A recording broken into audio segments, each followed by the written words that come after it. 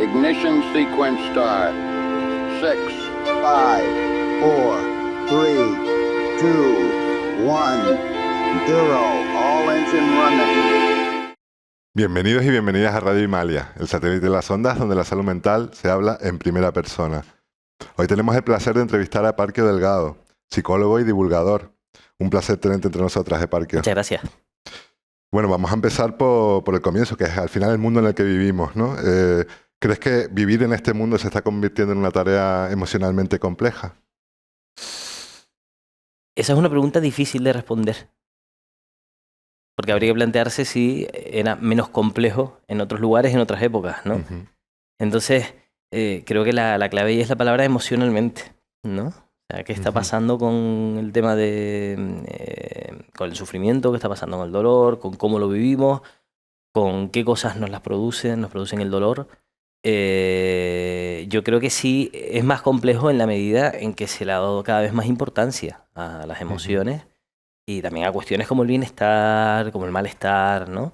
Entonces... Claro, partimos de la base de que supuestamente, o siempre nos lo han dicho así, somos privilegiados por vivir en ese primer mundo, pero al mismo tiempo también se habla de que hay cada vez más sensibilidad, vulnerabilidad, ¿no? en este primer mundo. Eso se dice. Uh-huh. Eso se dice, no está muy claro, ¿no? Porque es muy difícil decir, o sea, No.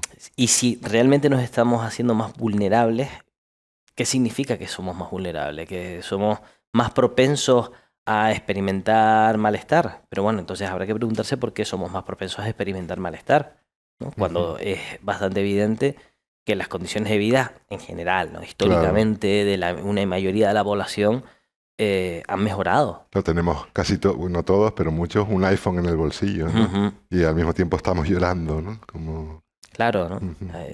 La pregunta es, ¿qué está pasando? ¿Qué está pasando con todo lo que tiene que ver con el malestar, con cómo lo vivimos, con qué situaciones nos lo producen, ¿no? Lo que sí está claro es que hay un espíritu de época que dicen, ¿no? De que parece que el malestar es una cosa bastante generalizada.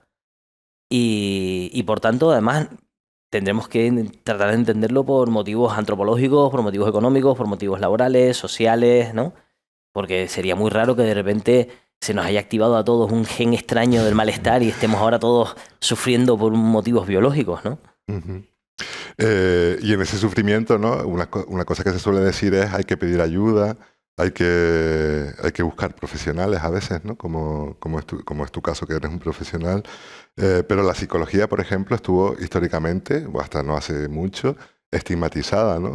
Se decía que ir al psicólogo o al psiquiatra era estar mal de la cabeza, que de alguna manera daba como un poco de vergüenza y había como una resistencia a querer buscar ese tipo de herramientas. ¿En qué punto estaríamos ahora con respecto a ese supuesto estigma que tiene? Es curioso lo que ha pasado en este caso más con el ámbito de la intervención psicológica, ¿no? Psicoterapia, por estar la psicología que se investiga el comportamiento humano en las universidades y tal, que es otro ámbito, ¿no? Entonces, más bien de la intervención psicológica, ¿no? ¿Qué ha ocurrido? Pues ha ocurrido que probablemente son una serie de fenómenos que se han ido, ¿no? concatenando, ¿no? Durante muchos años se ha considerado que el padecimiento, ¿no? que el sufrimiento, y sobre todo ciertos tipos de sufrimiento, convertían a una persona en una persona prácticamente excluida de la sociedad, ¿no? Una persona, especialmente con diagnósticos tipo psicosis, diagnósticos de trastorno bipolar, cosas depresión así, mayor, depresión, ¿no? pero depresiones estas como muy largas, ¿no? O sea, se entendía que ciertos comportamientos o ciertos padecimientos muy largos en el tiempo convertían a la persona un poco en sospechosa, ¿no? Incluso peligrosa, un poco el clásico, este está loco, este está mal de la cabeza y tal. Y entonces, claro, se va poniendo en conexión, ¿no? El loco, ¿quién es el que va al psicólogo? ¿Quién es el que va al psiquiatra? El que está loco, pero es que el loco es alguien de quien hay que apartarse. Claro. Entonces... Nadie quiere identificarse con... Claro, no voy a ir al psicólogo, no vaya a ser que piensen que estoy loco. Y el problema no es, entre comillas, entiéndeme, estar loco en el sentido de cuáles son las respuestas que tengo, que emite mi organismo, ¿vale? Tengo tales pensamientos o tales emociones. Sino, estar loco es una categoría social. O sea, es una categoría que implica que tú dejas de ser persona, dejas de ser considerado una persona con derechos, porque lo que tú digas puede ser cuestionado, porque quién sabe, pues que este está loco, o sea, ¿cómo le vamos a hacer caso? Puede ser potencialmente peligroso, ¿no? Hay algún estudio por ahí súper interesante que del año 2012, 2013, por ahí no recuerdo bien, que encontró una relación entre la consideración de los trastornos mentales como problemas orgánicos biológicos y la consideración social de que las personas con trastornos mentales, ¿no? Pensando que son orgánicos, biológicos, sienten mucho más miedo, mucho más rechazo, ¿no? O sea, el loco está loco porque tiene un problema en su cerebro y por tanto hay que apartarse de él, hay que tener cuidado porque puede ser peligroso, porque es impredecible, ¿no? Entonces, claro, si además ese es el que va al psicólogo o al psiquiatra, ir al psicólogo o al psiquiatra es una cosa terrible. La cosa ha cambiado, la cosa evidentemente ha cambiado y más en los últimos años. Creo que quizás incluso hoy en día hablamos de reivindicar incluso el derecho, ¿no? Entre comillas, entiéndeme, a estar loco, ¿no? A poder decir, oye, si yo tengo una situación de vida difícil, es hasta lógico, ¿no? Que en algún momento pueda sentir un sufrimiento psíquico y necesite ayuda, ¿no? Como para... Yo creo que es evidente que una de las, para mí por lo menos, ¿no? Creo que la consideración del sufrimiento como un estado legítimo, ¿vale? Es decir, que sentir dolor, sentir malestar, sentir sufrimiento es una cosa legítima, es una cosa inevitable. Pero frente a esa tiranía de la alegría permanente, de la felicidad permanente, ¿no? Entonces tengo el derecho a sentirme mal y además a sentirme mal y a expresar mi malestar de múltiples maneras, ¿no? Quizá por ese lado, ¿no? Porque al final todo el tiempo estamos jugando con armas de doble filo, ¿no? Entonces, por una parte está oye, cada vez se reconoce más el hecho de que las personas puedan sentirse mal y de no ser juzgadas por ellos, de recibir pues alguna atención a ese malestar y tal, que por esa parte pues maravilloso, ¿no? Por otra parte está el tema de que el malestar también en cierta medida se puede convertir en una cuestión identitaria. Y eso también lo estamos viendo, ¿no? O sea, personas que ya se presentan con una etiqueta diagnóstica, personas que organizan su vida en torno a su trastorno, a su malestar y tal, cosa que por otra parte, además, porque lo sabemos, porque por las leyes del aprendizaje, puede provocar que la persona final acabe recibiendo cierta atención por ese malestar y tal, y que eso justo corra en contra de que ese malestar pueda ser resuelto, ¿no? Claro. Hace poco leí una publicación por ahí que hablaba de la mercantilización del trauma, ¿no? Ajá. De cómo se está empezando a ver personas que lo utilizan para conseguir cierta atención, que luego no pueden escapar porque al final es yo te sigo porque tienes toda esta movida del trauma y tal, ¿no? Está pasando en todos los ámbitos, creo. Sí, pero está pasando también con temas de hecho, te iba a decir precisamente eso, pero desde otro lado, ¿no? Y es quizás está apareciendo un mercado del sufrimiento, pero no desde el punto de vista de la persona que lo sufre, sino también de pues, supuestos profesionales, supuestos contenidos, coach, gente que vemos en internet, ¿no? Día tras día a través de reels, de historias, de vídeos, ¿no? Donde digamos, captan o intentan captar la atención de esa persona que está sufriendo, ¿no? Con un objetivo a lo mejor de venderte algo, ¿no? No sé cómo distinguir dentro de las redes sociales, por ejemplo, de internet, un contenido que sea fiable, ¿no? ¿no? Entiendo que tú como psicólogo que has estudiado esa profesión y que la ejerces además, podrías darnos alguna pista, ¿no? De cómo saber cuando algo que estamos viendo está intentando captar nuestra atención o modificar nuestro pensamiento, o cuando realmente hay un interés genuino en querer ayudar. A mí me encantaría tener el criterio claro para decir a una persona, mira, sigue este criterio para distinguir lo que está bien de lo que está mal, de lo que puede ser serio, de lo que no es serio, de lo que es ciencia, pseudociencia, o de lo que puede ser directamente una estafa, ¿no? Claro. Entonces, ¿qué pasa? Que no lo hay. Que no lo hay y es muy complicado. Y además, de alguna forma, o sea, yo entiendo que nos encantaría tener eso, pero de alguna forma también supone poner la responsabilidad de tener que tener criterio para tomar decisiones en el usuario. Claro. Y eso no deja de ser un poco tramposo, ¿no? O sea, que sea el cliente, ¿no? Porque al final es una lógica mercantil, el que tenga que distinguir cuándo está acudiendo a un servicio o a otro, ¿no? Ujú. Entonces, ¿qué pasa? Que al final el sistema que se ha montado en torno a Internet y a las redes sociales, que tiene un montón de ventajas y nos ha permitido un montón de cosas, ¿no? Entre otras cosas, pues, por ejemplo, que se pueda emitir este programa, Sí, también que genera una suerte de mercantilización, donde claro. cualquiera puede ofrecer un servicio y donde cualquiera puede adquirir ese servicio, ¿no? Pero quizá también la propia carencia de muchas personas que económicamente no se pueden permitir, por ejemplo, ir a una consulta o sustituyen de alguna manera la terapia. Incluso me viene a la mente, ¿no?, el uso de la inteligencia artificial para hacer terapia, ¿no? Que la inteligencia artificial sea tu terapeuta. No sé qué es lo que, en torno a esto, ¿no? ¿Qué opinión tienes? Si es que hay una carencia, digamos, en el propio sistema público, ¿no?, de atención a la salud mental y... Yo creo que evidentemente cualquiera tiene derecho a... Cualquiera puede ir a buscar ayuda donde sea, que es lo que hemos hecho toda la vida. O Sí. sea, uno no solo busca ayuda en profesionales, afortunadamente. Uno busca ayuda en sus familiares, El busca ayuda libro, en sus ¿no? amigos, busca ayuda en un libro, busca ayuda en actividades, Ujú. busca ayuda involucrándose socialmente en cuestiones o aprendiendo a tocar instrumentos. Es decir, se puede buscar ayuda de muchas formas, ¿no? O Ujú. sea, también está esta cosa a veces de que parece que los psicólogos, los psiquiatras, la gente que pertenecemos a eso llamado de salud mental, Es el ahora experto, somos los ¿no? únicos Claro. que tenemos la potestad de decir lo que es ayuda, lo que no es ayuda, de ayudar o de no ayudar y que todo tiene que pasar por este filtro, cosa que de alguna manera no deja de tener un conflicto de interés. O Ujú. sea, que seamos los psicólogos, los psiquiatras los que estemos hablando de salud mental, de los tratamientos adecuados o no, no deja de tener un poco de conflicto de interés, Ujú. ¿vale? Entonces, yo creo que eso hay que ponerlo sobre la mesa, ¿no? Entonces, yo creo que hay muchas formas de ayudar y de ser ayudado. Hay unas concretas, que es a la que yo me dedico, que es a la terapia, ¿vale? Que la terapia tiene sus ventajas y tiene sus muchas limitaciones. Pero una cosa que creo que es importante y es, la terapia es lo que es. O sea, una terapia psicológica es lo que es. No es...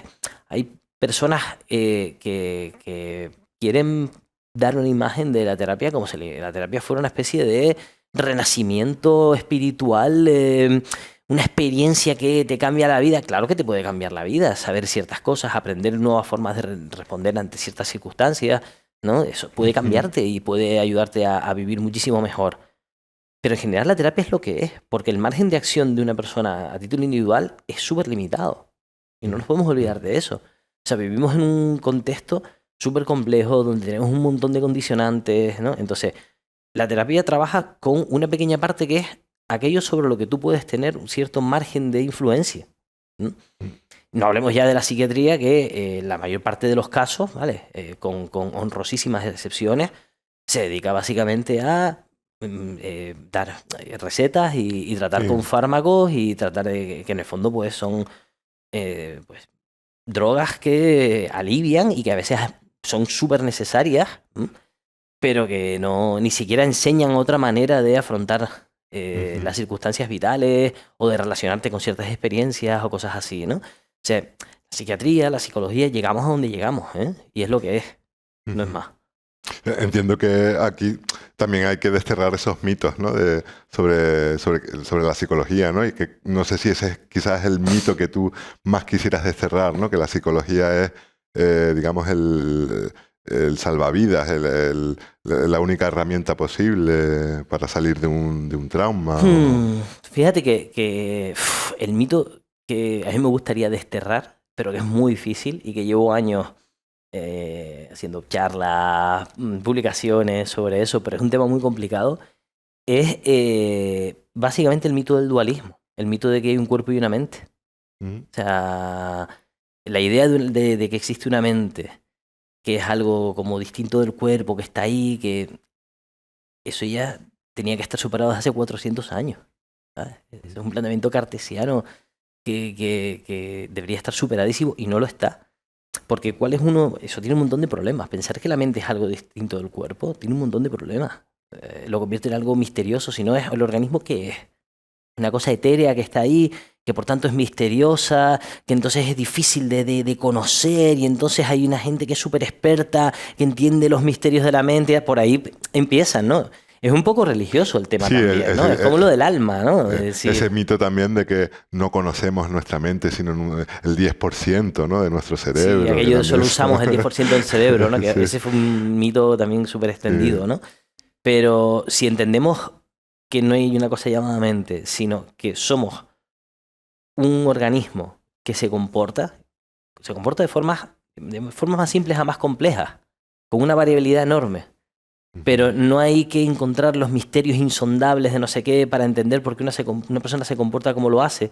Y hoy en día tenemos teorías y tenemos planteamientos que nos permiten dar cuenta de la mayoría de los comportamientos de la gente, incluso tenemos procedimientos para entender cómo ayudar a las personas a modificar cierta forma de comportarse, ¿vale? Entendiendo por comportarse no solo las acciones, sino también pensar, de sentir, de percibir, de imaginar, Claro. de todo eso. Entonces, creo que eso le quita mucho hierro, y en la línea un poco de quitarle hierro también a la psicología en general, a la Ujú, terapia en ujú. general, a lo mejor el mito más complicado, pero más interesante sería el mito de la mente, ¿no? Entiendo también que la psicología o los psicólogos y psicólogas tienen que estar abiertos, digamos, a esas grandes preguntas, ¿no? filosóficas, esas crisis existenciales que a veces también se manifiestan, ¿no? en nuestra vida. Y aquí pues entran otras cuestiones, ¿no? Más relacionadas a lo mejor con pseudociencia, con la espiritualidad y demás. No sé qué opinas al respecto, si también hay que estar abierto a que no todo sea súper, súper científico, súper demostrable, sino que pueda tener una mirada más amplia la psicología hacia otras ciencias, pseudociencias, que no son tan científicas, tan demostrables. Estamos hablando de psicoterapia, estamos hablando Sí, de la clínica, digamos, sí, ¿no? De sí. la intervención. Partamos de una cosa, es decir, en la clínica trabajamos con personas que vienen porque están sufriendo por múltiples motivos, ¿vale? Es decir, eh, quizá todo el modelo médico de la psiquiatría basado en trastornos, Claro, siempre diagnósticos, buscan de lo tratamientos, biológico, tal, ¿no? Como... claro, nos hace pensar que el trabajo de un psicólogo o de una psicóloga es funcionar como funciona un médico, que tú vas, me siento mal, entonces él te hace unas pruebas, el psicólogo, la psicóloga, generalmente más la psicóloga, que son mayoritarias en esta profesión, ¿no? Te hace una Ajá. serie de pruebas, unas evaluaciones, el profesional determina qué es lo que te pasa a ti, porque sabe más de lo que te pasa a ti que tú. Ujú, Entonces te dice, a usted lo que le pasa es esto, y además esto se aborda así porque sabe más de cómo abordar los problemas que tú.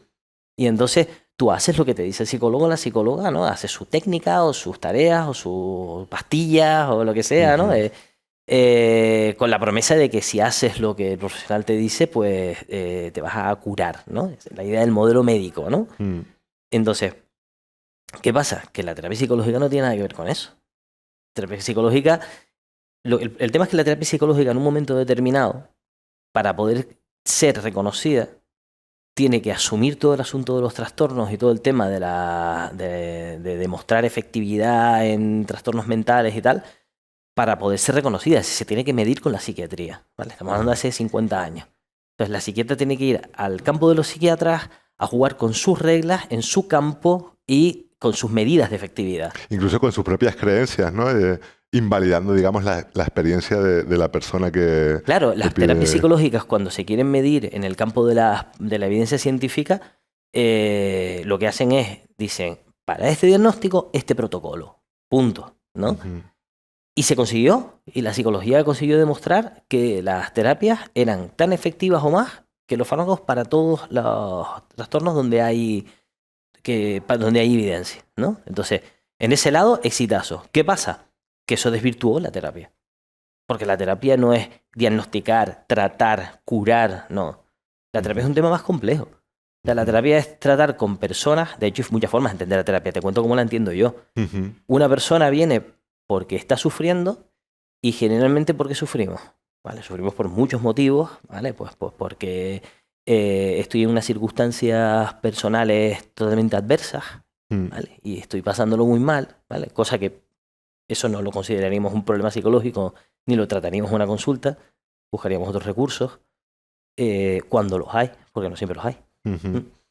personas que sufren pues porque se manejan mal con ciertas experiencias, entonces se enredan con ciertas experiencias, personas que les falta repertorios de respuesta ante determinadas situaciones y que necesitan aprender nuevos repertorios de respuesta para afrontar determinadas situaciones. Entonces, eso es básicamente lo que hacemos en terapia. Entonces, lo que tú decías, creo que el tema no es tanto ciencia pseudociencia, sino, o sea, una persona es perfectamente normal que una persona venga y te diga, mira, yo tengo mis creencias personales, yo creo en La reencarnación, la en reencarnación, Dios, o religión X, o tengo la creencia de que me han echado un mal de ojo, o lo que sea, ¿vale? Y es como, ok, ¿vale? ¿Y qué problema hay? claro. No hay ningún problema. Es decir, Sí, también... quizás la psiquiatría eso lo ve como un síntoma de que algo no está bien, ¿no? No sé, yo me he encontrado con psiquiatras así de este corte, Wow, ¿no? pues tremendo, ¿eh? Tremendo. Sí, también me he encontrado con psiquiatras increíbles. Claro. Pero también hay otros estupendos por ahí, ¿eh? Desgraciadamente no son muchos, pero hay gente muy, muy interesante, ¿no? Pero sí, entonces, a mí me da igual las creencias de la persona. De hecho, yo creo que uno de los giros más interesantes que ha tenido la terapia, por lo menos en ciertos ámbitos de la terapia psicológica, ha sido cuando se ha empezado a plantear como objetivo no la reducción de síntomas, sino lo que se llama la reordenación de la vida. Es decir, la terapia no trata trastornos, ni busca reducir síntomas, ni quitarte la ansiedad, ¿vale? Porque en muchos casos sentir ansiedad, sentir miedo, sentir Una dolor va a ser algo respuesta inevitable. es una respuesta adecuada incluso, ¿no? Ante Claro. ese evento que estás En viviendo, muchos casos va a ¿no? ser Claro. inevitable y va a ser hasta adecuado, obviamente. Entonces, el tema es cómo conseguir que no pierdas el rumbo en tu vida en ciertas ocasiones, pero siempre el rumbo lo marcas tú. O sea, nadie va a saber más de tu vida que tú. Una persona puede ayudarte desde fuera a ver cosas y tal, pero no te puede decir, no, tú lo que tienes que hacer es, como tú lo tienes que hacer es. ¿Quién soy yo para decirte a ti lo que tienes tú que hacer? Sí, recuerdo una película maravillosa, ¿no? Que no sé si has visto, Parque, que es Nice, el corazón de la locura, una psiquiatra brasileña que no sé en qué década, si fue en los años 70, 80 por ahí, cuando también surgió el tema del electroshock y demás. No sé si estoy, vamos, con la fecha exacta, pero esta psiquiatra, ¿no? Revolucionó, digamos, un psiquiátrico ahí en Brasil. Es una experiencia, o sea, una película basada en hechos reales. Pacientes que estaban como bastante, digamos, institucionalizados, con poca lenguaje verbal, con poca capacidad de expresar lo que les pasaba. Y ella utilizó las artes, ¿no? Para que esas personas tuvieran un medio de expresión a través de la pintura de diferentes formas, ¿no? Y fue tal lo que revolucionó ese nuevo paradigma dentro de ese psiquiátrico que muchos de esos pacientes incluso consiguieron salir de alta y demás, ¿no? Frente a otra psiquiatría que estaba en el tema más cientificista del electroshock, que es lo que nos va digamos, va a revolucionar la psiquiatría, pues esta otra psiquiatra lo consiguió de esta otra manera, bajo mi punto de vista, mucho mejor, ¿no? Hoy nos encontramos precisamente en un taller de AFE Salud Mental, ¿no? Donde se elaboran productos de ida y vuelta, la marca ida y vuelta, hechos por las propias personas, ¿no? Y un poco la pregunta va dirigida hacia qué hace que una terapia, entendiendo que quizás este tipo de actividad también puede ser terapéutico para la persona, funcione o no funcione. Wow, pregunta amplia, ¿no? Voy a retomar lo que estabas diciendo. No conozco la película ni conocía la experiencia en Brasil. Lo que sí sabemos es que en muchas partes del mundo hay experiencias para trabajar con lo que se llama trastorno mental grave o trastorno mental severo, se le ha dado muchos nombres, de formas muy distintas al modelo psicofarmacológico habitual, ¿no? Psicofarmacológico o con otros procedimientos, ¿no? Sabemos que en el siglo XX ha sido el siglo donde los procedimientos de maltrato hacia las personas con determinados tipos de padecimientos psíquicos han sido los más brutales de la historia. De la historia, estamos hablando de que la mayor parte de experimentos, choques insulínicos, duchas de agua fría, inyecciones de malaria, es decir, lobotomías, todo eso es siglo XX, no es siglo XVI, no es siglo XII. Entonces, hay bastantes experiencias, hay algunas experiencias súper interesantes, no son demasiadas, pero hay algunas muy interesantes, por ejemplo, la gente de Jaco Sekula, que tiene todo un sistema de intervención con mínima institucionalización, mínima Diálogo abierto, medicalización, ¿no? de la gente de diálogo abierto, la gente del marco Poder Amenaza Significado en Gran Bretaña, que han desarrollado todo un sistema de abordaje de la persona a partir del padecimiento, ¿no? Y siempre, yo eso lo cuento a veces en las clases, que ellos tienen como una serie de preguntas que suelen hacer a las personas cuando llegan a un servicio de este tipo, ¿no? Con un llamado trastorno mental grave, ¿no? Que en lugar de ponerse a evaluar síntomas, la primera pregunta es ¿qué te ha pasado? O sea, ¿qué te ha pasado, no hoy, qué te ha pasado en tu vida para que hayas llegado aquí? ¿No? Vamos a conocer tu historia, vamos a conocer tu vida, porque que hayas llegado aquí no es casualidad, ni es una cosa que ha brotado de tu mente, ¿no? Aquí han pasado seguramente cosas importantísimas y graves que han hecho que hayas acabado en un servicio como este, ¿no? Entonces, hay experiencias en los escuchadores de voces, hay experiencias súper interesantes que buscan la desmedicalización y que buscan abordar el padecimiento de las personas de formas muchísimo más, digamos, ecológicas, ¿no? ¿Sabes? No como una cosa interna mecanicista y tal, sino como cosas que le pasan a las personas en el transcurso de sus vidas que son muy variadas, ¿no? Sabemos hoy en día, por ejemplo, que las experiencias psicóticas son mucho más generalizadas de lo que creíamos, ¿no? Antes se pensaba que eso era una cosa de 4 locos o algo así, ¿no? Y sabemos que una cuarta parte de la población tiene experiencias psicóticas a lo largo de su vida, ¿no? Entonces, yo creo que eso ha sido un avance, está siendo un avance, pero antes tú usabas el término cientificista, me parece, ¿no? Sí. Fíjate que más que cientificista, el problema quizá, en mi humilde opinión, lo tenemos con una deriva tecnocientífica de las intervenciones. ¿Qué quiere decir esto de ¿Qué tecnocientífico? significa tecnocientífica? Básicamente, ¿por dónde va la investigación? Y por dónde lleva caminando la investigación hace mucho tiempo. ¿Qué es lo que se busca? Lo que se busca son nichos de mercados para los que crear, ¿no? Que tengan necesidades, digamos, naturales o creadas, para los que crear soluciones que sean mercantilizables, ¿vale? En eso está la industria, ¿vale? En eso ha estado la industria farmacéutica, buscando, pues, tenemos un trastorno y creamos una pastilla para ese trastorno, o al revés, creamos una pastilla y luego inventamos el trastorno, como pasó con el trastorno de pánico, ¿no? Que se creó a partir de la invención de los ansiolíticos, ¿no? Y entonces creamos un producto que sea mercantilizable, que se pueda vender, que sea una cosa además que se extienda en el tiempo, ¿no? Entonces, una parte de la atención en la llamada salud mental está totalmente entregada a la tecnociencia. Es decir, el electroshock iba un poco en ese sentido, pero hoy tenemos otros procedimientos que, independientemente de su rigurosidad científica o no, ¿vale? O de que se estén vendiendo, comprometiendo más efectos de los que se deberían vender o cosas así, ¿vale? Tenemos toda una tendencia hacia eso, ¿no? Tenemos la estimulación magnética transcraneal, toda esta cosa de poner este aparatito. Teníamos la estimulación bilateral con audio, por ejemplo, para ciertos temas de desarrollo de necesidades de aprendizaje de hace muchos años. Se está buscando, pues eso, ahora aplicaciones que tengan, pero algo además que te tenga, que tengas que pagar una cuota, ¿sabes? Que no sea usarlo una vez y que te resuelva un problema, sino una cosa de tener una aplicación, de tener algo que constantemente, ¿no? Entonces, yo creo que la IA, por ejemplo, que la comentabas antes, probablemente va a ir un poco por ahí, es decir, y de hecho ya está por ahí, o sea, ya tenemos aplicaciones basadas en IA para que tú tengas tu respuesta, tu técnica en el momento, ¿no? Y de alguna manera, quizás esto también te desresponsabiliza, ¿no? De tu vida, en el sentido de si yo lo que tengo es un desequilibrio en esta área del cerebro que a través de un aparato que me lo va a corregir y tal, de alguna manera ahí ya es como, no, que no, yo en esto realmente no tengo responsabilidad, ¿no? Es una cosa que me ha caído como una especie de rayo en la cabeza, ¿no? Que me dio un día. Y quizá también, y de ahí viene mi pregunta, ¿no?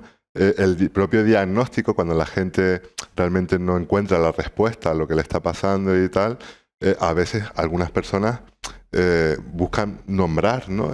Ponerle un nombre, una etiqueta a eso, y hay algunas personas que eso les ayuda, pero a otras personas, en mi caso, por ejemplo, a mí no me ayudó, ¿no? Recibir ese diagnóstico porque no explicaba nada de mi vida. No sé qué opinas a este respecto, ¿no? Claro, lo uno con la pregunta anterior, que tú decías, ¿qué hace que una terapia funcione? No llegamos a ese punto, ¿no? Y ahora, diagnósticos sí, diagnósticos no y tal. A ver si conseguimos ordenar un poco esto, ¿no? la cuestión es, ¿para qué sirve un diagnóstico? ¿No? Un diagnóstico psiquiátrico. Los diagnósticos son todos psiquiátricos, ¿no? Aunque los pongan los psicólogos, se utilizan manuales psiquiátricos para el diagnóstico, ¿no? Entonces, ¿para qué sirve un diagnóstico?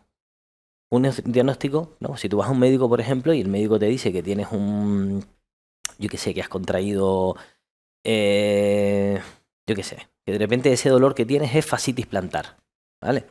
¿Para qué sirve ese diagnóstico? Sirve para hacer pues para predecir más o menos, con cierta fiabilidad, cuánto tiempo te va a durar el problema, cómo tienes que abordarlo de forma más efectiva frente a otro tipo de problemas, si te va a venir mejor reposo, establecer un tratamiento, establecer un tratamiento que ha demostrado ser más efectivo, etcétera, ¿vale? Y además el diagnóstico médico para muchas condiciones es un diagnóstico transitorio, es decir, tú tienes fascitis plantar hoy, dentro de, esperemos que 2 o 3 semanas, lo tengas resuelto y ya está, y ya no tienes más fascitis plantar. ¿Para qué sirve un diagnóstico psiquiátrico y cómo funciona? Un diagnóstico psiquiátrico, y más de un tiempo a esta parte, funciona como una especie de identificación crónica. Es decir, si tú recibes un diagnóstico de esquizofrenia, ¿vale? De la esquizofrenia, de TOC, de lo que sea, tú ya pasas a tener un diagnóstico de TOC, ¿no? De hecho, la gente viene a consulta diciendo, yo soy TOC, yo soy TOC. Ya no es que tengo, yo soy TOC, ¿no?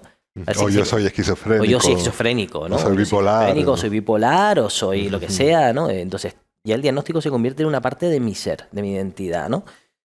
Entonces, ¿para qué sirve el diagnóstico? Se supone que el diagnóstico debería servir para eso, para decir, oye, me pasa esto está estudiado, sabemos que esto es mejor que lo otro y que esto además pues tiene una forma de resolverlo, ¿no? Entonces, hay una parte del diagnóstico que es esta cosa de la incertidumbre, ¿no? ¿No? Pero ¿de qué va el tema de la incertidumbre? La incertidumbre es, oye, pues no tengo certeza sobre lo que va a pasar y además me preocupa, ¿no? Entonces, muchas veces ese diagnóstico te quita la parte mala de la incertidumbre y es, hombre, si un médico me dice que un psicólogo o psicóloga me dice que tengo esto, trastorno X, entonces ya sabemos lo que tengo y entonces ya parece que hay como certezas, pero es que certezas ninguna. O sea, es un tema ilusorio, ¿no? O sea, un diagnóstico no explica ni por qué ocurre, ni explica cómo te ocurre a ti, ni significa que tu TOC sea igual al TOC de otra persona. Y ya no hablemos de depresión, ¿no? Cuando se dice, no, tenemos un grupo de personas con depresión. Un grupo de personas con vidas probablemente súper distintas que comparten un aspecto que es un cierto tipo de respuestas ante una circunstancia, pero nada más. Entonces, y luego el diagnóstico no nos permite hacer predicciones, no nos permite distinguir los otros diagnósticos, por eso es bastante habitual que la gente vaya a diferentes profesionales y se lleve diferentes etiquetas, ¿no? Tampoco orienta al tratamiento, ¿no? En el caso de la depresión, por ejemplo, la lista es inmensa. Es inmensa. ¿Por qué? Porque la depresión no es una enfermedad. Porque los trastornos mentales no son una enfermedad. ¿Vale? Que tenga una etiología concreta, que genera unos síntomas concretos por su propia etiología. No funciona así. No es un virus, no es los una diagnósticos bacteria, mentales, es muy difícil de explicar esto. Los trastornos mentales son un invento. ¿Vale? Y esto sé que suena así como muy impactante de entrada, ¿vale? ¿Pero qué quiere decir? ¿Significa que no son reales? Claro que son reales. Y el sufrimiento existe, ¿no? Ese sufrimiento existe. Y el propio trastorno como tal existe. Otra cosa es que cómo existe. Porque, por ejemplo, tenemos un vaso y el vaso existe. Y el vaso existe al margen de nuestra consideración. Nosotros lo consideramos vaso, pero va a seguir existiendo como tal y se va a mantener en el tiempo si nadie lo rompe, etcétera, ¿no? Entonces, una cosa es la existencia de cosas como objetos y otra cosa es la existencia de los trastornos. Los trastornos existen más como existe, por ejemplo, el dinero. ¿Vale? El dinero no es una cosa que nace de la naturaleza, nace de unas prácticas, ¿vale? Sin esos consensos sociales, el dinero no funcionaría. Entonces, ¿el dinero es falso? El dinero no es falso, es una invención. Es una invención que hemos hecho los seres humanos en sociedad y que además empieza a regular nuestra vida. Como que hubiera cierto consenso, ¿no? Que permitiese que todos establecemos que para, en tu ejemplo del dinero, podemos comer, ¿no? A través de este medio, ¿no? Que es comprar y vender cosas y demás, ¿no? En el caso del trastorno mental, ese consenso es que lo que se sale de una supuesta normalidad se convierte en algo patológico, ¿no? Pero no todo el mundo está de acuerdo con esto. No Entonces, solo es que lo que ¿no? se sale, efectivamente, ¿no? Por Sí. una parte está lo normal y lo patológico, que serían como dos categorías, como si fueran dos mundos distintos, Sí. sino que además Para muchas personas el dinero es patológico configuran, también. claro, Sí. los diagnósticos de trastornos mentales configuran las formas legítimas de sufrimiento. Es decir, configuran en cada sociedad cuáles son las formas en las que tú tienes derecho a sufrir y a recibir ayuda, ¿no? Ujú. En nuestra sociedad, si tú no recibes un diagnóstico, no tienes derecho a ningún tipo de atención, ni tienes derecho a ningún tipo de recursos. Entonces, de alguna forma configuran cuál es la forma correcta de sufrir. Y eso cambia de sociedad a sociedad. ¿Mm? Ujú. Una cosa que sabemos hoy bien, ¿no? Antes se pensaba, por ejemplo, que las emociones eran una cosa que todas las personas sentíamos más o menos igual y expresábamos de forma más o menos similar, como que existían una serie de emociones dentro de la persona, tipo la película de Desde Dentro y esto, ¿no? Ujú. Hoy sabemos perfectamente que las emociones son distintas en cada cultura. Hay algunas que se parecen más que otras, pero hay otras completamente distintas, porque cada sociedad configura cuáles son las expresiones emocionales legítimas. ¿Mm? Entonces, con los trastornos mentales y con el sufrimiento pasa lo mismo.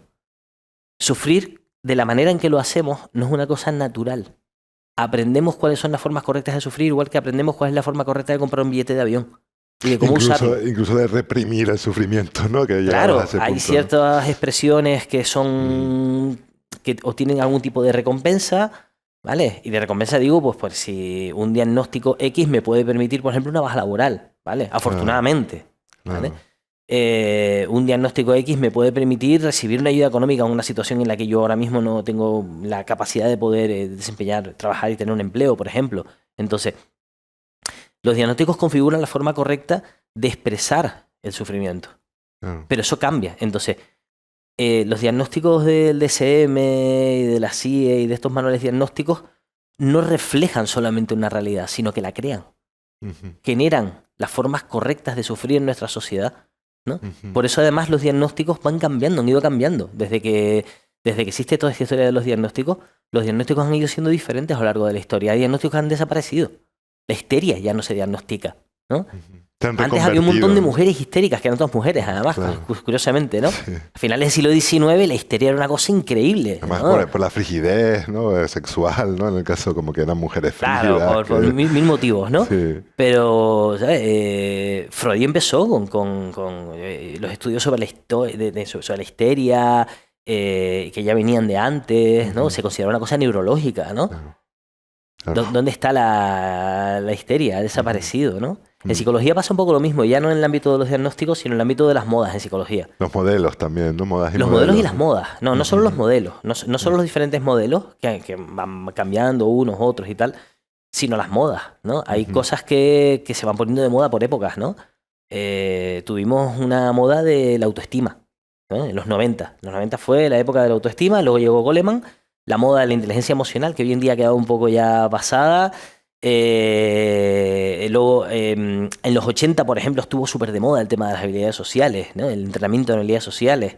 ¿Mm? Ujú. Luego la cosa ha ido cogiendo el tamaño que realmente tenía, ¿no? Claro. Hoy tenemos otras modas, ¿no? Mm. Hoy tenemos otras cosas que están de moda, que de repente aparecen el TDAH hace unos años, de todos lados. Nos llamaban para hablar del TDAH porque de repente parece que habían descubierto una especie de enfermedad encubierta que tenía todo el mundo, Ujú. ¿no? Entonces, los diagnósticos van por modas, las cosas en psicología van por modas, las terapias incluso van por modas, ¿no? Sabemos, por ejemplo, que la terapia cognitivo-conductual, que ha sido la terapia, digamos, como que más estándar para medirse con la psiquiatría, con los fármacos y tal, y que consiguió tantos éxitos, hay investigaciones desde hace tiempo que están diciendo que cada vez es menos efectiva. ¿Mm? Ujú. Y eso es curioso. Sí. Y en esa efectividad, ¿no? Muchas veces desde la atención a la salud mental, tú antes mencionabas el tema de la fascitis plantar, ¿no? Como ejemplo. Hay situaciones que se plantean como crónicas, ¿no? Los propios diagnósticos vienen con una segunda etiqueta que es esto es para siempre, ¿no?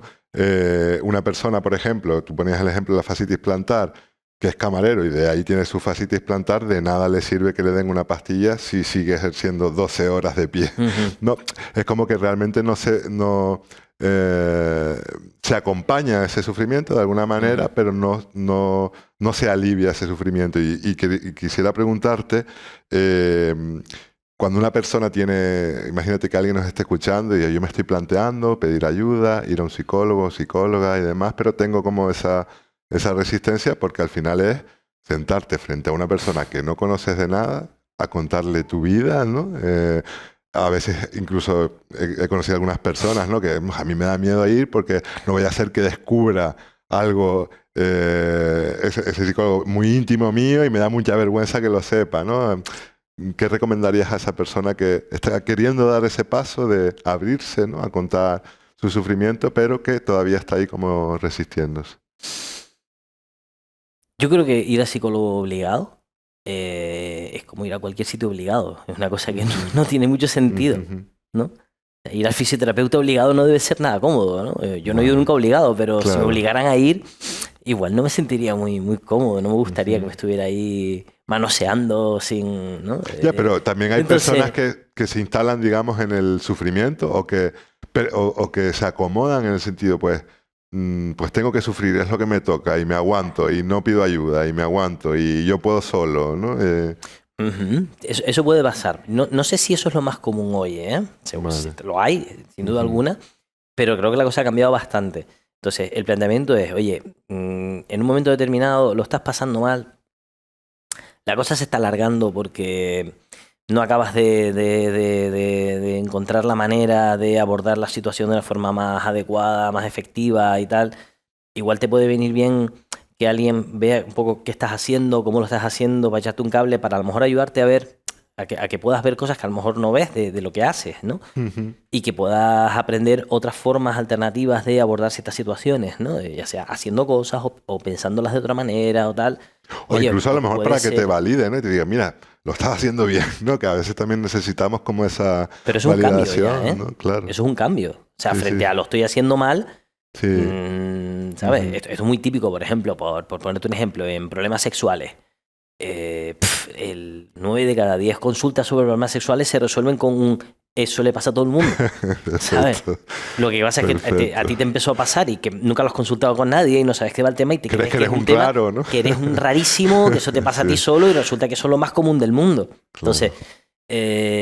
pero eso es un cambio, ¿no? Ujú. Frente a tengo algo patológico que además me pasa a mí solo, que además es vergonzoso porque seguro que esto no le pasa a nadie, tal, a ver que, ostras, pues yo no sabía que esto le pasa a tu hijo vecino, ¿no? Entonces, eso es un cambio que también te puede proporcionar la terapia. Pero Ujú. también sabemos, y esto me parece que es una cosa muy importante, cuando se ha investigado, ¿no? Que antes tú decías, ¿qué hace que una terapia sea efectiva? ¿No? Todavía no hemos Ujú. respondido a la pregunta. Se ha hecho investigación sobre eso. Es decir, ¿qué es lo que hace que una terapia psicológica funcione? ¿Mm? Hay una cosa que es tremenda porque la sabemos desde hace más de 30 años. Más de 30 años. Ujú. Cuando se empieza, digamos, con métodos estadísticos y tal, a decir, bueno, ¿qué porcentaje de la terapia, del efecto de la terapia puede explicarse por una cosa, por otra y tal? Aproximadamente la mitad, entre el 40 y el 50% de la efectividad de la terapia tiene que ver con una cosa llamada la alianza terapéutica, que no Ujú. solo es la relación, digamos, que se establece con la otra persona, sino pues tiene que ver con una serie de establecimientos de objetivos, etcétera, etcétera, ¿no? Entonces, cuando tú te sientas con una persona que no te juzga, que actúa como una audiencia no punitiva, ¿no? Que diríamos, ¿no? Y que básicamente está allí no para juzgarte, sino para decir, vamos a ver qué hacemos y vamos a poner toda la carne en el asador para ayudarte a que puedas afrontar esto de la mejor forma posible, ¿no? ¿Hacia dónde vamos? Hacia allá. Vamos a ir viendo si nos estamos acercando, si esto va, si esto no va. Todo eso forma parte de la alianza terapéutica. Eso explica la mitad del cambio en terapia. Más que las técnicas, más que el modelo, más que otro tipo de cuestiones. Entonces, hay una cosa que es básica y es cuando tú vas a un psicólogo, vas a una psicóloga, lo primero es sentirte cómodo con el psicólogo o la psicóloga. Eso es lo primero. Porque es que si no, Que haya qué feeling, ¿no? necesidad, claro, Ujú. que haya cierto feeling, Mm. ¿sabes? Ujú. Que haya feeling, que haya transparencia, que haya pues un consentimiento informado, temas de protección de datos, estas cosas legales también. Es Ujú. decir, Ujú. que todo esté claro y que tengamos claro hacia dónde vamos, qué es lo que vamos a hacer y tal. Y que igual en el momento, igual que cuando tú vas a un psicólogo, vas porque tú lo decides, tú también tienes la capacidad de decidir cuándo has conseguido lo que ibas buscando, ¿no? Por eso a mí hay conceptos como de dar el alta que me parecen deleznables. ¿Qué es eso de dar el alta? Ujú. ¿Sabes? Otra vez el modelo médico, estamos todos con el complejo de que queremos ser Claro. médicos, ¿no? yo no doy ninguna alta de nada. O sea, yo ayudo a una persona y llega un momento en que le pregunto, oye, ¿crees que has conseguido ya lo que venías buscando aquí? Y si la persona dice, sí, perfecto, pues me alegro de que lo hayas logrado. ¿Sabes? Quizás es acompañar simplemente a las personas, ¿no? En esos procesos y... Acompañar es una parte. sí. Acompañar es una parte, pero ten cuidado porque se puede abusar del acompañamiento. Ujú. Se puede abusar, ¿no? El acompañamiento sí, pero cuidado con el acompañamiento, porque puedes acompañar a una persona toda la vida. Y entonces se puede Claro. generar una relación de dependencia ahí, donde no, yo estoy acompañando, no aporto nada, no ayudo a nada, yo estoy acompañando, ¿no? Claro. O sea, acompañar sí, pero no solo, ¿no? También hay que intervenir, ¿no? Hay momentos en los que toca acompañar. Ujú. Hay momentos en los que toca acompañar. Hay momentos en los que toca intervenir. Hay momentos en los que toca parar. Hay Ujú. momentos bastantes en los que hay que parar y decir, bueno, ¿esto cómo va? Vamos a ir viendo cómo que nos hemos planteado, cómo va, qué hemos conseguido, qué no, cómo estás viendo tú la terapia, tal. Vamos a ver el proceso, ¿no? Minuto de juego y resultado, ¿no? Ujú. Parca, antes mencionábamos el tema también del estigma. No sé si lo hablábamos antes fuera de micro o ya lo mencionábamos durante el programa. Sabemos, ¿no? Por datos, ¿no? Que estudios que se han hecho que una gran parte de los prejuicios sociales, de las falsas creencias que hay en torno a la salud mental provienen de un sector determinado que es el sanitario, ¿no? El personal sanitario, profesionales de todo tipo, de enfermería, de la propia psiquiatría, me imagino que también a veces de la propia psicología, son generadores de ese rechazo social, de ese miedo que tiene la sociedad hacia las personas con problemas de salud mental por esa consideración de son peligrosas, es que resulta que un día a mí un paciente me pegó y a partir de ahí eso se hizo una bola tan grande que ahora todos los pacientes son peligrosos, ¿no? Entiendo que eso puede repercutir en la recuperación de una persona, ¿no? Cuando una persona es diagnosticada de un problema de salud mental, automáticamente todo ese consenso que hay estigmatizante acerca de las personas con problemas de salud mental lo recibe. En mi caso fue así, ¿no? A mí me diagnostican y yo en un primer momento asumo o puedo llegar a asumir que soy una persona peligrosa, o que soy vaga, o que ya no voy a poder hacer nada con mi vida, que no voy a poder tener pareja porque nadie me va a querer. ¿Cómo repercute el estigma en la recuperación de una persona? Porque en este caso ni siquiera es por el propio sufrimiento, la raíz de tu sufrimiento, sino es por que a partir de este momento todo se orquesta para excluirte socialmente, ¿no? Es interesante que lo plantees, me parece súper interesante y me parece lo más interesante que se ha contado aquí hoy. Vale. Porque tú en primera persona puedes contar algo que yo a veces intento contar en tercera persona, pero que como que no parece tan importante. Y es que cuando una persona recibe un diagnóstico, sobre todo ciertos diagnósticos, ¿vale? Y la persona recibe muy mal el diagnóstico, obviamente, ¿no? Oiga, mire, usted tiene una esquizofrenia paranoide, ¿no? Ostras, a lo mejor lo que más afecta en ese momento no es que me digan que tengo ciertos delirios, ciertas alucinaciones o tales o cuales, sino en quién me convierto de cara a los demás. O sea, de repente paso a ser un esquizofrénico, lo que significa que los demás me van a ver como un esquizofrénico y eso me excluye de un montón de dinámicas sociales. De repente lo que yo diga ya no va a ser tomado en serio. Me van a infantilizar. Se van a infantilizar, efectivamente. Es decir, que lo peor del diagnóstico tiene que ver no con lo que refleja de tus propias experiencias, que delirios, alucinaciones o lo que sea, sino con cómo va a responder la sociedad, cómo van a responder los demás ante ese diagnóstico, ¿no? Entonces, me encanta que lo plantees. Yo recuerdo una vez un compañero que me contaba haciendo prácticas, todavía no éramos ni psicólogos, ¿no? Estaba haciendo prácticas y estaba haciendo lo que te enseñaban a hacer, que era un psicodiagnóstico, ¿no? Haciendo unas entrevistas semiestructuradas y todo aquello, ¿no? A mí siempre me ha hecho mucha gracia eso de cómo el psiquiatra buscará el síntoma, ¿no? O sea, lo veo como una tarea compleja realmente. Y entonces me contaba que había puesto en el papel psicoafectivo, esquizoafectivo. Trastorno esquizoafectivo. Y la persona que tenía delante, que era una señora, la que estaba tal, la señora de repente empezó a tener como un ataque de pánico, ¿no?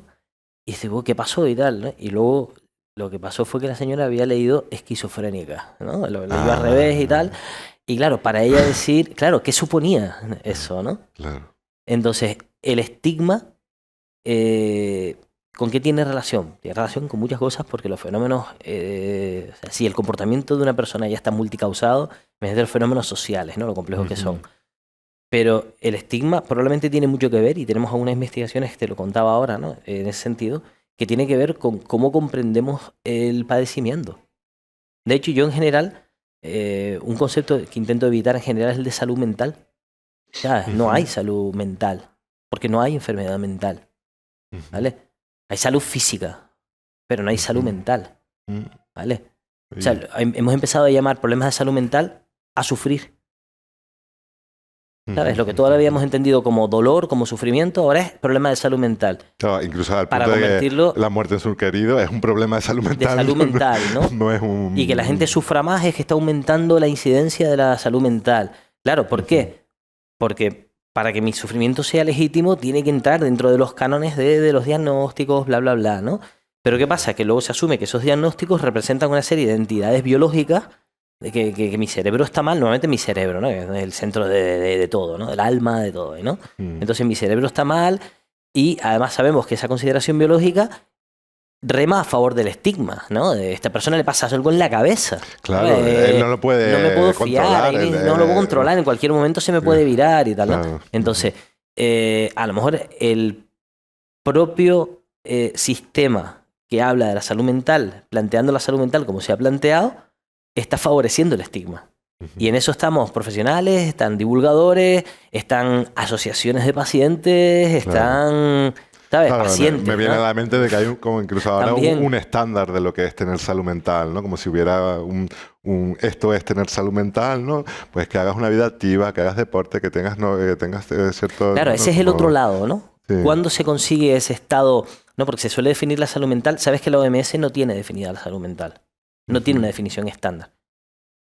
La lleva evitando desde el principio. Que es contribuir al entorno, sentirte bien contigo mismo, con los demás, ¿no? Sí, pero es bastante interesante bienestar, ¿no? que hablemos todo el tiempo del concepto de salud mental y que no tengamos una definición de lo que es salud mental. Claro. ¿Vale? Y que la propia OMS no tenga una definición. La Organización Mundial de la Salud no tiene una definición estándar de lo que es salud mental. ¿Vale? Sí. De hecho, utiliza el concepto de salud mental de forma muy distinta en sus documentos todo el tiempo, desde hace décadas, ¿no? Eso es bastante interesante. Pero además esta cosa de un estado total de bienestar social, personal, no sé cuánto. ¿Quién tiene un estado total y cuánto es total? ¿No? Sí. Porque está al lado, digamos, de lo que es, entre comillas, no tener salud mental. Esto es totalmente Pero tampoco ambiguo. está claro cuál es el lado de sí tenerla. Es decir, Es totalmente ambiguo, estoy de acuerdo. es tremendamente poco definido. Sí.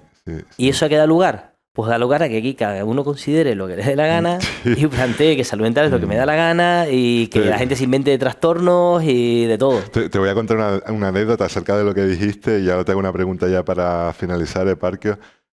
Cuando me dieron a mí mi diagnóstico, ¿no? Yo recuerdo que me plantearon una serie de diagnósticos, la psiquiatra y tal, y estaba ingresado, ¿no? Y yo creo que más que como un juego, ¿no? Como una tarea, oye, Enrique, ¿qué significa para ti esta palabra esquizofrenia, ¿no? Y yo digo, al final, es que realmente no lo sé. ¿Cuál fue mi definición? Esquizofrenia, quiso frenar y no pudo. Y luego puse debajo, esquizoafectivo, quiso afecto y no lo tuvo, ¿no? Para mí, o sea, tiene más significado eso, que es casi que un chiste, ¿no? Es una broma, pero habla más, ¿no? De lo que una persona puede estar sintiendo y viviendo. Es una broma que funciona porque tiene algo de verdad ahí, ¿no? En muchos casos. No sé si tú eres de dar consejos como psicólogo, ¿no? O no, pero sí que me gustaría preguntarte, ¿no? Si tuvieras el consejo que valiera para todo, ¿no? Que de alguna manera dijeras, oye, a mí esto como persona siempre me ha servido y considero que a lo mejor a muchas personas también puede servirlo. ¿Qué consejo sí o sí daría, ¿no? a una persona que está atravesando por un momento de malestar? Consejos tengo. Es que para mí no. Consejos que para mí no tengo, ¿no? Sí. Hay un libro estupendo, es un cómic, pero es un cómic muy, muy interesante de una periodista sueca que se llama Liv Strömquist, que se llama La voz del oráculo, en el que cuenta pues todo esto que, entre otras cosas, cómo nos estamos acostumbrando a que todo el rato nos digan lo que tenemos que hacer, ¿no? tenemos el oráculo y todo el rato estamos tirando de la voz del oráculo, ¿no? Ujú. Y una cosa que ella comenta, y me da pena porque no, es de las pocas cosas que no tienen referencia, es que por lo visto hay alguna investigación que ha encontrado que las personas se sienten especialmente bien cuando dan consejos en lugar de cuando los reciben. A todos nos encanta dar consejos, ¿no? Me encantaría encontrar la referencia de eso, ¿no? Ajá. No sé si eso es cierto, pero para mí tiene sentido. Es decir, nos encanta. Sí. Porque nos encanta sentirnos, probablemente a mucha gente, ¿no? En la posición de Poder yo ayudar, ayudo, ¿no? además te salvo de alguna forma diciéndote que hagas no sé qué y tal. He dado con la No. solución a tu problema, ¿no? Fíjate, yo en general, quizá más que decir, mira, no, es muy tentador decir, mira, cuando te sientas mal, haz esto, haz lo otro, ¿no? Cuando te sientas mal, lo más útil en la mayoría de los casos es saber qué está pasando. ¿Por qué te sientes mal? ¿Vale? Y generalmente para saber por qué te sientes mal, lo más útil habitualmente suele ser mirar hacia afuera, no hacia adentro. Es decir, ¿qué está pasando en mi vida? ¿No? ¿Qué ha ocurrido en mi historia y qué está pasando actualmente? ¿En qué circunstancias estoy? ¿Vale? Luego también es útil aprender a identificar cómo te sientes, etcétera y tal, pero en general mirar hacia afuera más que hacia adentro, ¿no? Porque eso te puede ayudar a incluso a hablar con otras personas cercanas Claro. que te ayuden a ver a lo mejor cosas que tú no ves, ¿no? A lo mejor de repente tú dices, no sé qué me pasa, ¿no? Y un amigo, una pareja te dice, llevas un mes insoportable, enfadado, desde que te pasó aquello, y no me he dado cuenta desde que me pasó aquello, llevo un mes insoportable y enfadado, ¿no? Ujú. Entonces, buscar las respuestas más fuera que dentro. Y si en un momento determinado uno no lo encuentra, entonces puedes buscar a otras personas que te ayuden de tu entorno o profesionales o lo que sea a ayudarte a sí. ver cosas que para ti son puntos ciegos, que a lo mejor no ves, ¿no? A socializar ese sufrimiento, ¿no? E incluso compartirlo para entre todos encontrar de alguna Claro, manera esa... compartirlo tiene como generalmente suele tener como dos efectos, ¿no? Uno es que el malestar compartido en general se lleva mejor, ¿vale? Y por otra parte, puede que otros te ayuden a ver cosas de tu vida que tú no estás viendo. Entonces, en general suele ser buena idea. También elige bien con quién lo vas a compartir, que a veces puede ser más problemático que otra cosa, ¿no? Pero yo creo que eso podría ser lo más útil, porque luego ya las circunstancias de cada uno, la fenomenología de los problemas de cada uno, ahí no se puede entrar sin acabar siendo como un elefante en la cacharrería, ¿sabes? Pues Parque, ha sido, la verdad que compartir contigo ha sido un auténtico placer. Me ha encantado esta charla que hemos tenido. Gracias. Espero que los oyentes y malienses que están al otro lado también hayan disfrutado de esta charla con Eparquio. Le damos las gracias. Gracias a ustedes. Me ha encantado estar aquí, además en Sí.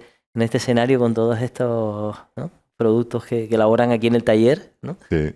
Y nada, pues a su disposición. Muchísimas gracias. Recuerden seguirnos en las redes sociales, estar pendientes, ¿no?, de todos los programas que vamos haciendo y compartiendo también nuestro contenido hoy con Eparquio Delgado. Muchísimas gracias a todos y hasta la próxima entrevista. Ignition sequence start. 6, 5, 4, 3, 2, 1, 0.